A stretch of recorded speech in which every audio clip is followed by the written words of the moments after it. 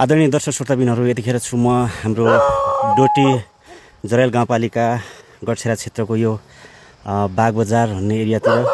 यतिखेर चाहिँ मैले एउटा यस्तो अलि फरक दृश्य तर एउटा साहसिलो दृश्य देखिरहेको छु। हेर्नुहोस्, यहाँ चाहिँ एकजना बहिनीले मजाले खेत जोतिरहनु भएको छ। बहिनीको नाम के पर्यो?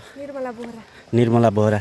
अनि यो सुरुमा यो कसरी आँट आयो यो जोत्नुपर्छ भन्ने?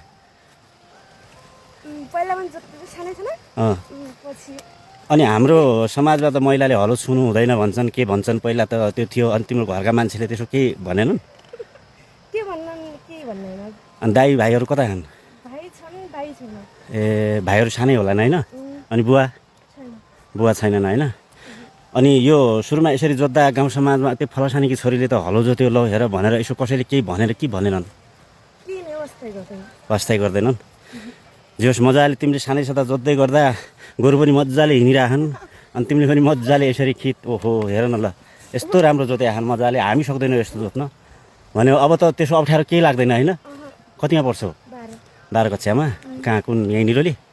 ए, अनि घरमा भाइ आमा अनि बहिनी होइन? निर्मला बोहरा भन्यो नाम? ए, ल ठिक छ, एकदम खुसी लाग्यो बहिनी होइन? यसरी हामीले अग्रसर हुनुपर्छ, महिलाले पनि गर्न नहुने भन्ने केही छैन। मजाले आज देशमा एउटा विडम्बना पनि छ, पुरुष नभए पनि महिलाले यसरी खेतहरू जोतिरहनु भएको छ। तिमीले पनि मजाले खेत जोतेर आफ्नो परिवारलाई पालिरहेको छौ, एउटा साहसी महिला। खुसी लाग्यो।